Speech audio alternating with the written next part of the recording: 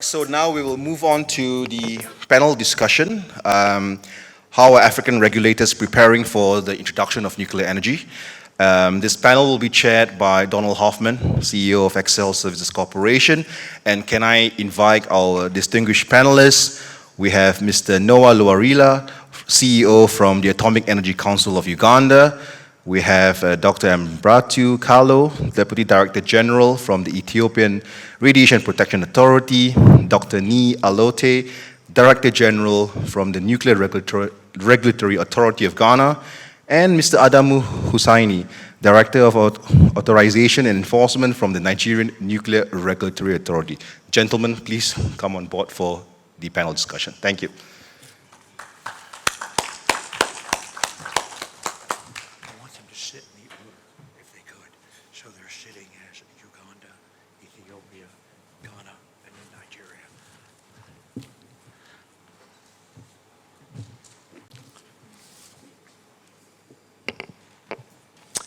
Good morning, gentlemen, and thank you for taking a moment like this. It's a privilege and a pleasure for us to have such an esteemed panel of experts from each of your respective nations to speak to us.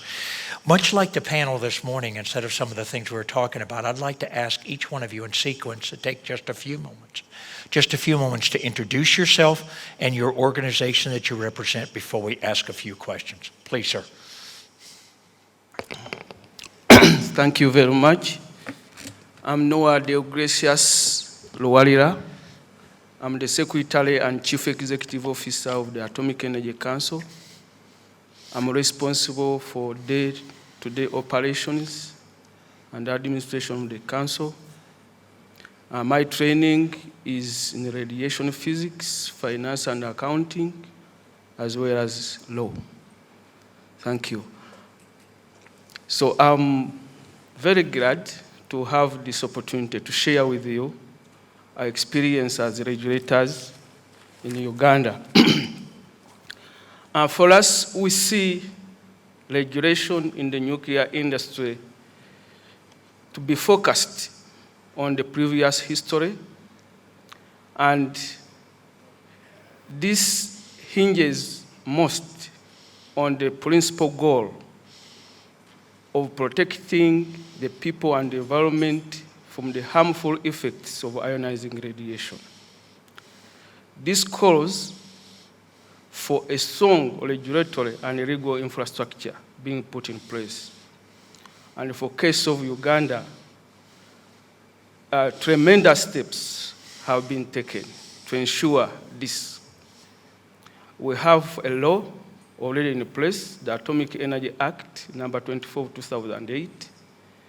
This law is under amendment to further strengthen it so as it is able to cope up with the nuclear power program our government is taking on.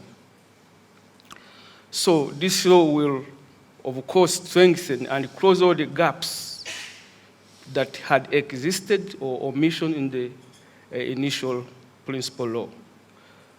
Now, in regard to protection of the people and the environment, we see it as a consequence or as a result of the risk of nuclear accidents which the world has observed before. You will recall the three major accidents, the 3 Miles Island nuclear power plant accident, the Chernobyl in 1986, the Fukushima. All these have a human factor element as a result of human error. And as Africa, we need to build the capacity of our human resources. And in Uganda, this is actually what we are doing, to train the operators as well as the regulators so as to minimize the human error involved in the operation of a nuclear power plant. And we are glad that our government is giving a priority to building human capacity in this area. A number of Ugandans, young scientists, have been trained and are continuing to be trained in this area. This is the only way we can ensure that there is a minimization of the risk of nuclear accident resulting from that fact of human error. Now, in the event that an accident occurs, of course, we have to build capacity in emergency preparedness capabilities. And as a country, we are paying particular attention to this. And arrangements are underway, being provided for in the law to ensure that should an accident occur of such a nature, there is a capacity to respond to minimize the consequences which may result. Of course, the consequences are very costly, and as a developing country and a young economy, we may not be able to cope up. So the best way is to prevent other than to react. So such capabilities must be in place, and our government is doing all what it can in the initial stages to ensure that these capabilities are in place. But most importantly is human capacity building through training, because this maintains or ensures sustainability, and it builds critical mass of the people who can sustain this program. As Uganda is embarking on this very important program for economic transformation of our country, training is put as a priority. First of all, for sustainability, and also to provide employment. You cannot rule that one out for our people, but ensure that the competent people are available to ensure that this industry is run, operated by people who are preferably Ugandans, well qualified, competent, and know what they are doing. But as a country and a newcomer country, we cannot do it alone. This calls for cooperation, both at the national level, regional level, and international level. And Uganda, I must say, is doing well in this area. The government is cooperating with the International Atomic Energy Agency. Actually, it has been doing this since 1967 when it became a member, and with many other agencies and governments in this area. At the regulatory level, we have established memoranda of understanding with different regulators. For example, Tanzania, we work with them, the Tanzania Atomic Energy Commission. Kenya, we are working out, we're almost finalizing.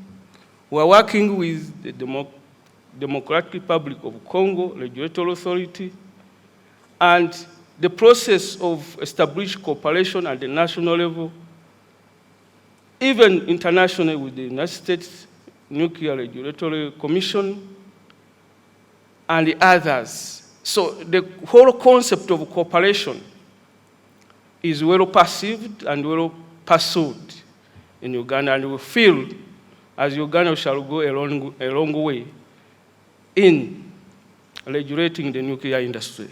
I want to thank you. Thank you, sir.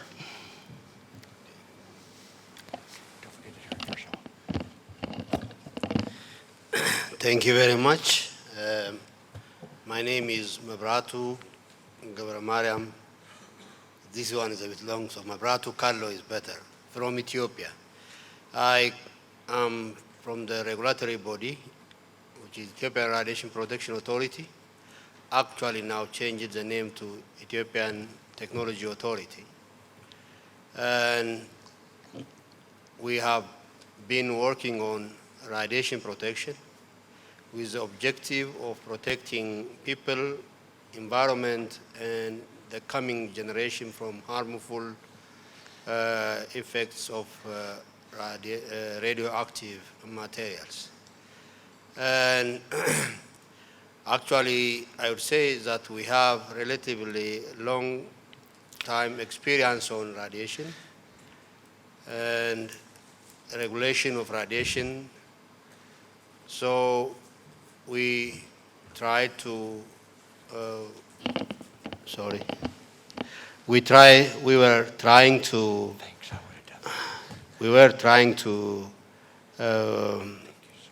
every time we try to improve our practices and try to expand our practices in different aspects. Our main task is focused, of course, on inspection.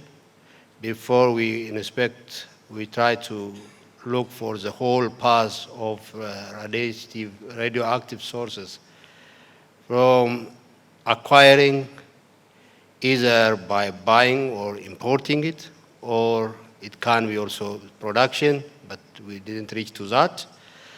Acquiring, transporting, then operating, and if need be, storing, and then to handling of the waste.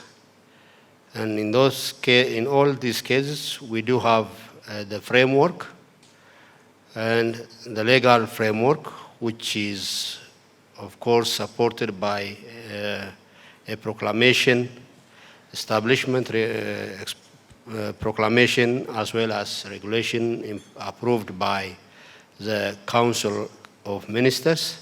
That is in line with all legal frameworks with IAEA. And within that scope, we try to inspect, regulate the radioactive sources which has been utilized in our country. In the recent past, of course, our mandate is expanded, with the exception of some technologies which is excluded by law. Our government expanded the scope of this institution and transforming it from Ethiopian Radiation Protection Authority to Ethiopian Technology Authority.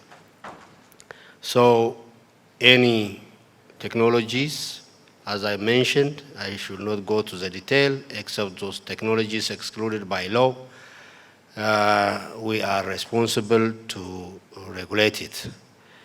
It could be electronic and electronic devices, machineries, advanced materials, and so on. And this was with the intention of building up our capacity in different sectors, or technologies being applied in different sectors. And of course, it includes also not only to be restricted to radiation, then we have to deal with also nuclear science and technology. And in the recent past, our government engaged itself, signed agreement with a company like Rosatom, with a plan of establishing Center for Science and Nuclear Science and Technology, and of course to build up a nuclear power plant. And at the same time, we are having a cooperation with institutions within the country and also outside of the country. Like we do have regional cooperation, which we have signed agreement with Sudan, which is with the same institution having regulation and responsibility. And we do have also agreement with US regulatory body. And we hope that all this, the past experience and our cooperation with international organization will give will give us the energy. Of course, it will support us for our plan that we are embarking on building the nuclear power plant. And as a regulatory, what is expected of us for this action? Before the installation or starting the establishment of the Center for Science and Technology, this could be even parallel, but build construction of nuclear power plant, I believe that the regulatory body should be a precursor. It should equip itself with capable human resources and necessary technologies to cope up with the ongoing projects. And we are there to really approve all the necessary steps that has to be taken to be in line with the requirements of IAEA. Now we are thinking of building the nuclear power plant. Then it means we have to go step by step from phase 1 to phase 2 to phase 3. In each case, activities has to be carried out in accordance with the milestones, milestone 1, milestone 2, and milestone 3. I would say now we are almost fulfilling the milestone 1, but we are left with some assignments to be accomplished, and I hope that will be completed in a short period of time. I thank you. My name is Nialote. I come from the regulatory authority in Ghana. What do you call it? Ghana has quite a checkered history in terms of nuclear development. We actually started a bit in the 60s, and there was a lag, and in the early 80s, then we actually began to put our structures together.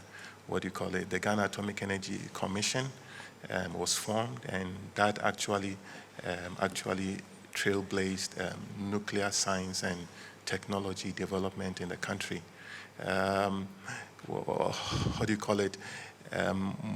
Mostly in the past, the authority was basically looking at radiation sources, and the Ghana Atomic Energy Commission was actually playing the role of both being the promoter and the regulator at the same time.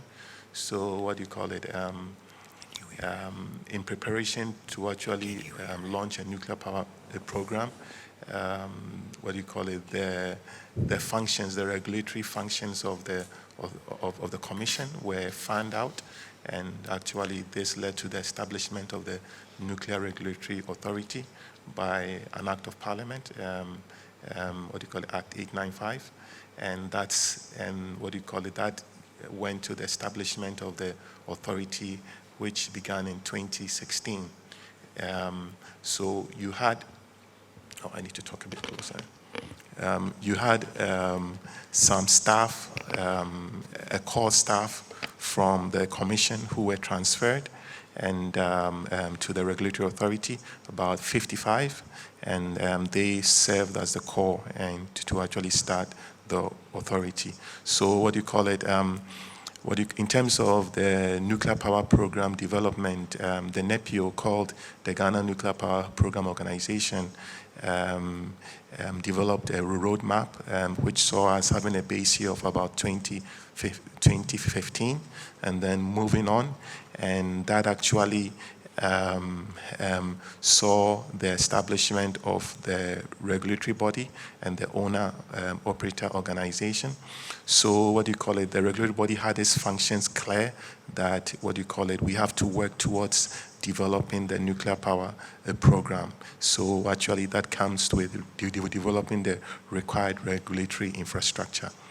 So focusing on that, we have one whole directorate that is focused on this, and actually we have a regulatory strategy that deals with a phased approach of how we want to develop the program. And the phase one has to do with looking at the development of the enacting policies and guidelines, regulatory regulatory requirements and the guidelines that need to be developed.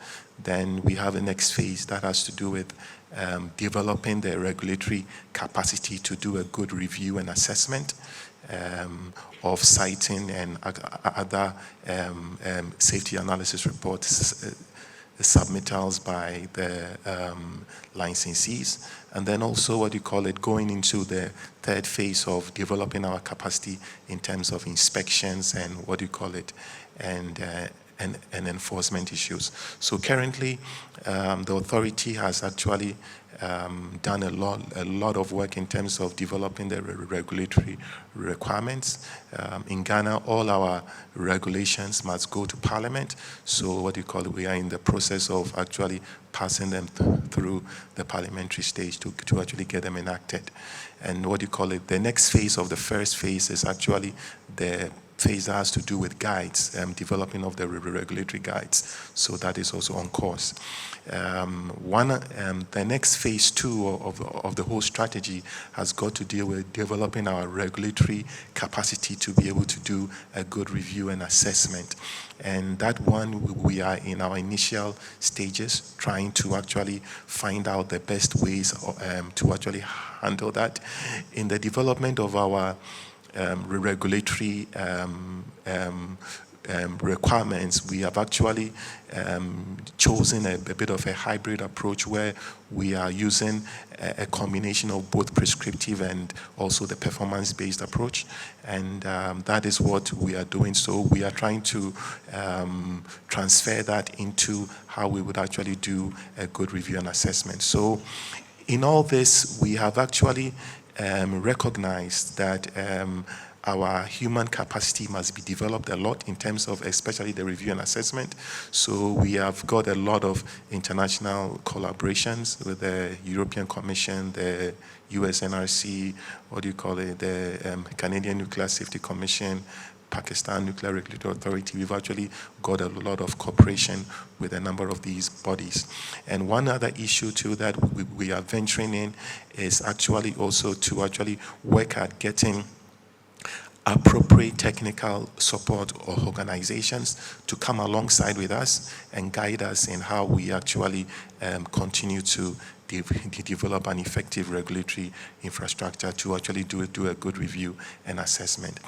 One last thing I would want to say is that as a young authority, we have recognized that there is a need to actually develop our capacities in terms of our human capacity abilities, and that is one area in which we are dealing with. We've actually increased now our number of staff from about 55 initially. Now we are actually almost 100, and we've actually done our HR plan, and we realized that we need to go to about 150 or so to actually move the program forward. So we are working with our government to actually get that done. So all these incoming people, to be able to get them ready, to be able to review these designs is quite a challenge. And we are hoping that more cooperation with our international and national partners would actually help us get there. So this is a small snapshot into what we are actually doing. And let me just come back on another issue that in terms of our regulatory infrastructure development, we've been developing it currently in a generic manner because our licensees are not yet sure whether they are going large or small. So we recognize that that would actually be another step in which we actually have to get into once they are sure where they want to go, and then it will actually help us direct and focus our work in terms of our regulatory strategy development. So that's a snapshot on where we are. Thank you very much. My name is Adam Husseini. I'm from the Nigerian Nuclear Regulatory Authority. I'm the Director of Authorization and Enforcement, in charge with the responsibility for categorizing and licensing all activities and facilities making use of radiation sources and ionizing radiation generating equipments in Nigeria. We also carry out enforcement action to ensure compliance with the provisions of the law. The Nigerian Nuclear Regulatory Authority was established by the Nuclear Safety and Radiation Protection Act 19 of 1995 with the powers to regulate and ensure safety application of nuclear technology in Nigeria. The NNRA came into existence since 2001, and so far we have successfully been able to regulate the application of nuclear technology in the oil and gas industry, manufacturing industries, mining facilities, as well as in medical application. We will be able to develop and gazette a lot of practice-specific regulations to enable us carry out the regulatory functions successfully. And recently, I was able to develop and gazette about 5 regulations to do with the regulation of a nuclear power plant in the country. So far, I can say the NNRA is up and doing in terms of regulating the application of nuclear energy for peaceful purposes in Nigeria. We are still developing human capacity.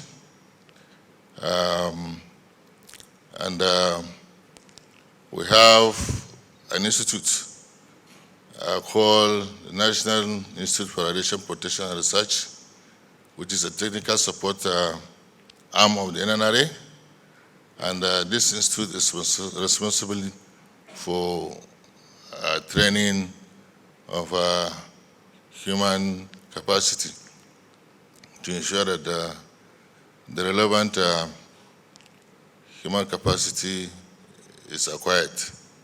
However, we're also into collaborations with other technical organizations that assist us in developing manpower to ensure that we're able to regulate the use of nuclear technology in Nigeria.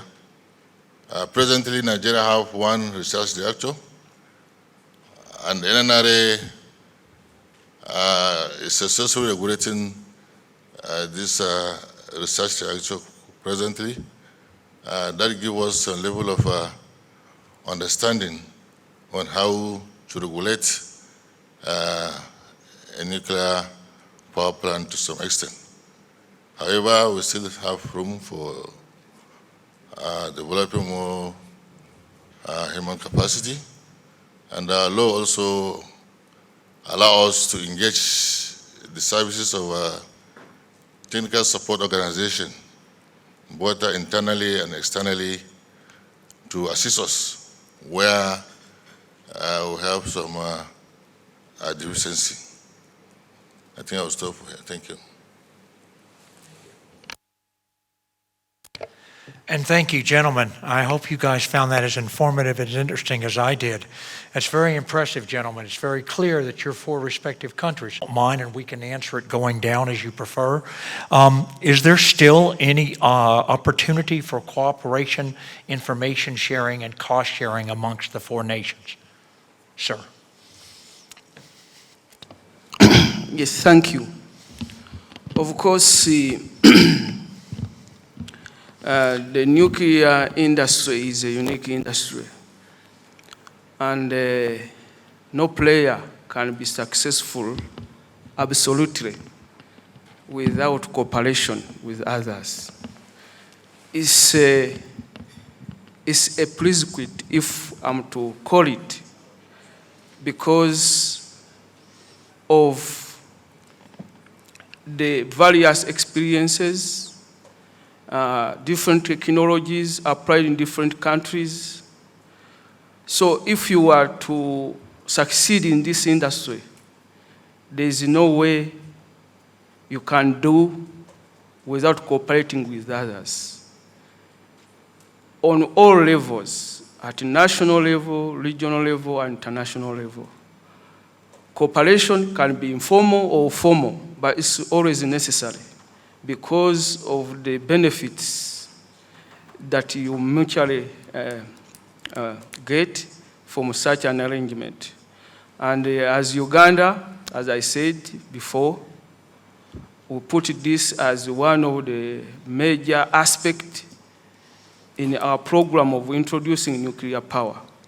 We started a long time ago, but we are still embracing it and pursuing it. And I'm glad to mention that as a country and as the Atomic Energy Council, the regulatory authority, which is the government body established by an act of parliament, is also mandated in the law to establish cooperation with national, regional, and international agencies with the same objective of ensuring safety of the people and the environment. And when it comes to nuclear power, it is even more pronounced that it's necessary, because with that,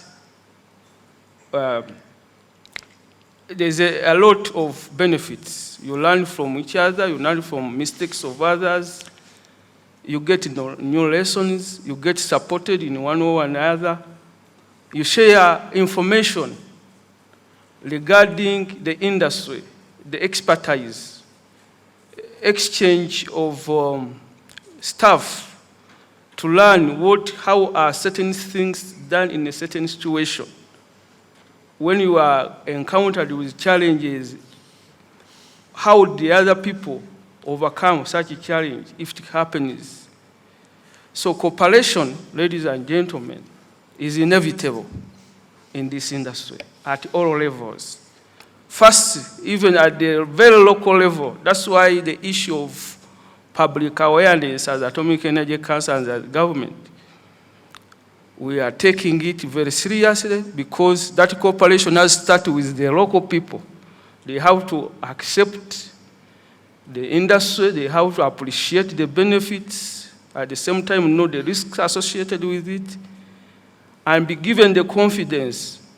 So the cooperation should start at that grassroots level of the local people to accept the program, to know the benefits, to know the risks, and to gain confidence that there is infrastructure in place to ensure their safety.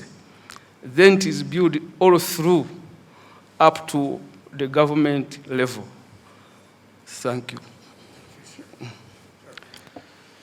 Thank you.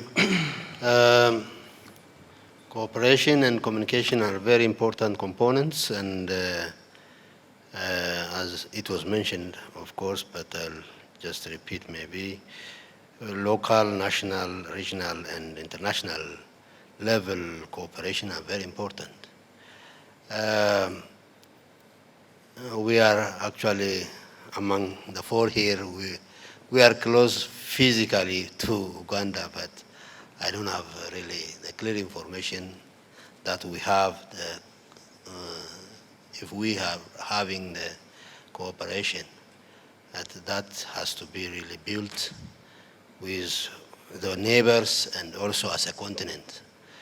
Up to now, I would say through the IA program, we do have cooperation with Ghana. Ghana actually, in the capacity building, our staffs are going to Ghana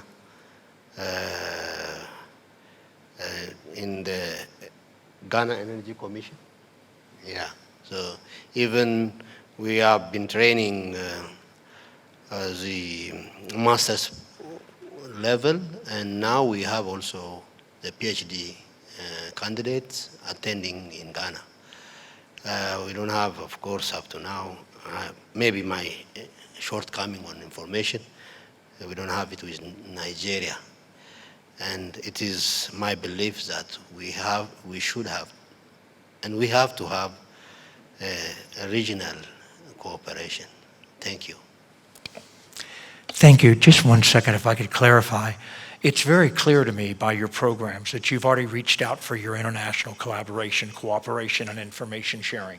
It's very clear that you're working with IAEA and all the other global nuclear institutions and organizations that can facilitate information, experience sharing, and things of that nature.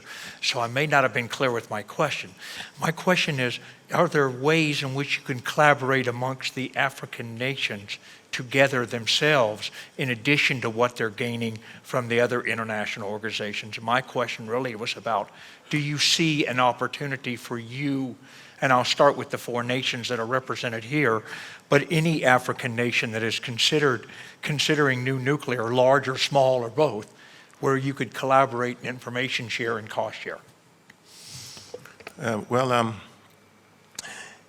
There's already a structure like that. What do you call it? We actually have the Forum of Regulatory Bodies in Africa, FNRBA, or what do you call it? Currently, the chairman is from Nigeria, and Ghana is also the secretary.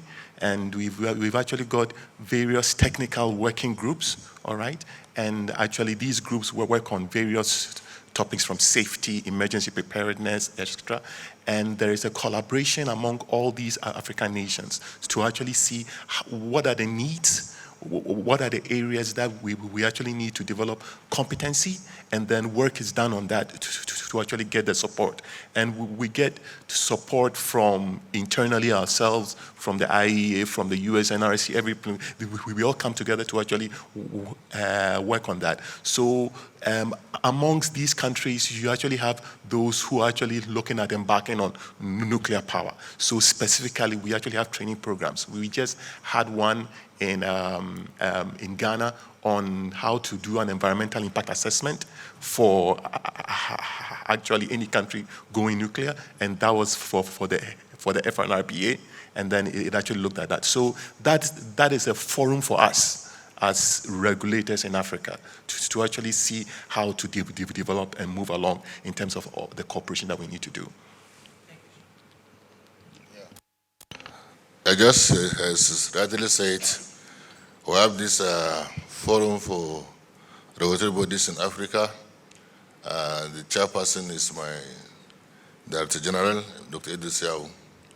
And they are planning to have their steering committee meeting in April in Abuja this year, where issues of manpower development and other issues will be discussed. Just as I said, we have different thematic working groups that handles different aspects of the activities.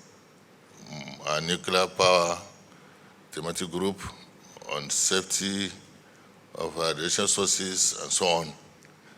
And I happen to be one of the coordinators of the thematic group 1, which are responsible for legislative part of the activities.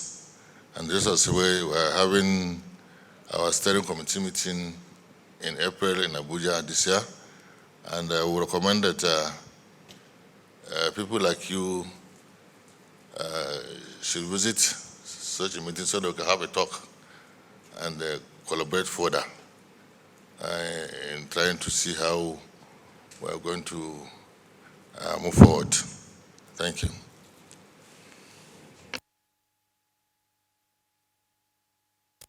Yes, thank you once again. Yeah, to be more specific, for Africa, we have a lot of opportunity in cooperating as African countries, in addition to the international cooperation which is already available.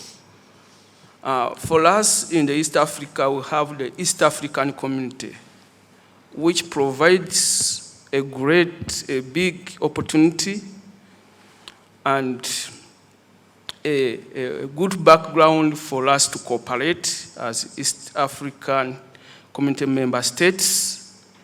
And we should take up this opportunity and benefit from the advantages, because already there is an arrangement, a framework for that, for the East African countries to cooperate in the community. But there are other arrangements on the African continent, like the AFCON, there are AFLA, there's FNRBA. All these provide opportunities to cooperate. Now, even there are already countries in Africa which have decided to go the nuclear way, to become nuclear countries, if I'm to use that, or to introduce nuclear power in their energy mix, a number of them.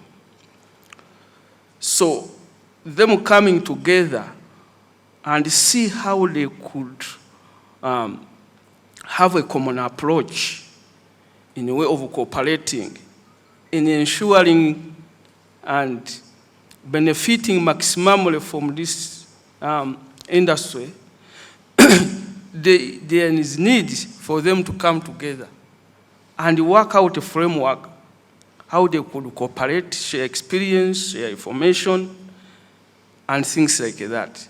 And I think this is inevitable, but the opportunity is already there through those different arrangements. Even the African Union is another big opportunity to bring all member states together and address this issue, have a common approach, have maybe common frameworks, putting into consideration the peculiarities of each member state. But I can say in short, the opportunity is available and huge. It's only awaits us to take advantage of the same. Thank you. Thank you, sir, for that. The reason I say that, just for the audience's edification, is that there's a particular group of 3 countries that are seriously considering nuclear, in all 3 of them. But rather than each one of them embark on it on their own, they've decided to collaborate together. So they're doing their technology evaluation and selection together. They're establishing and working up their regulatory authorities together. They're developing their atomic laws together and trying to determine to what extent, given the country unique specificities, how can they collaborate to the extent practical to facilitate cost sharing, information sharing, experience sharing, and things of that nature. And as I look at Africa, the opportunity is huge here for you guys to make decisions. If you wish to, that acknowledge your sovereign right of each country, but also acknowledge the capability for you to share assessments of nuclear reactor technologies, whether it's a small modular reactor or a large one. And so with that, I'd like to ask you another question. I know we're a little bit over schedule, guys, but we're not going to start till 12 on the next one, and we're still going to give you a half an hour for a break. In many of the countries, the ministry has made the decision. They have evaluated and selected the nuclear reactor technology to be developed and built and placed into operation in the country. What role, if any, does the regulatory authority share in your respective countries in that decision making? Thank you very much. Of course, the regulatory authority in any country in this industry is a very important key player because it has to be part and parcel of the whole process in choosing the technology through an arrangement with the promoters, so that it can guide on issues of design and other aspects for nuclear safety and nuclear security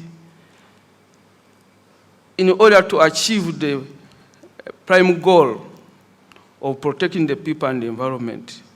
And the technology which should be chosen should be that one which has stood the test of time, where there is already lessons, there is already experience to share, there is already information to share, there are already advantages which are already evaluated, and disadvantages are identified, challenges identified in using a particular technology. Unlike a new technology which hasn't stood the test of time. So this requires a regulatory authority to be competent, to have technical staff who can offer the technical advice in evaluation, to give support in making such a decision. And that's why we emphasize the training and capacity building of the human resources, more so of the regulatory authority, because they play a key role in approving designs, in supporting the technology being proposed, and the other aspects. So, in a nutshell,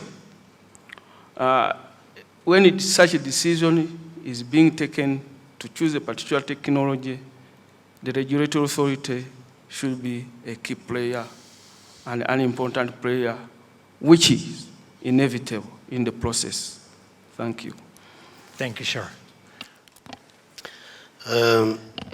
As to the role that we have in the technology choice, the first and very important point,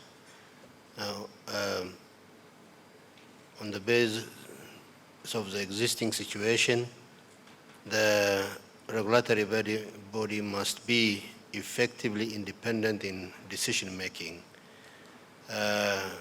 With that being there, the role depends on the way the government approaches. So in our case, we tried to form a national steering task force, and we have a say in the task force. So we contributed a professional in it that is participating in the choice and other activities for our power plant construction.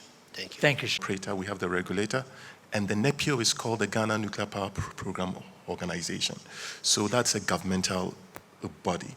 Now, the selection of the technology is being done primarily in Ghana by the designated owner operator, okay? But they bring issues to the NEPIO level, the Ghana Nuclear Power Program Organization level, and that's where the regulator has some say, all right? But so actually, in the selection of the technology vendor, we can say that the regulatory body, we are playing a sub-role and not a front-runner role in the selection process. But we actually give our inputs as our inputs are required. That's how we go. Thank you, sir. Yeah, it's a similar scenario in Nigeria. We also have a body that are responsible for promoting nuclear technology, which is the Nigeria Atomic Energy Commission.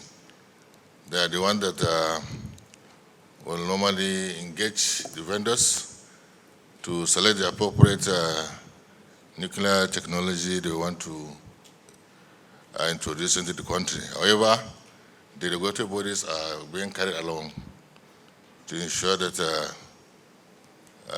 the technology being introduced is acceptable and it will meet the requirements the regulatory requirements of the country. So there's always stakeholder engagement between the promoters and the regulators to ensure that the appropriate nuclear technology is introduced into the country. Thank you, gentlemen, for your responses to that question. The reason I ask it, ladies and gentlemen, is because in many countries we have seen where the ministry has been evaluating, making decisions, and they are now beginning to involve the regulatory authority at the NEPIO level or at some level to allow for some input.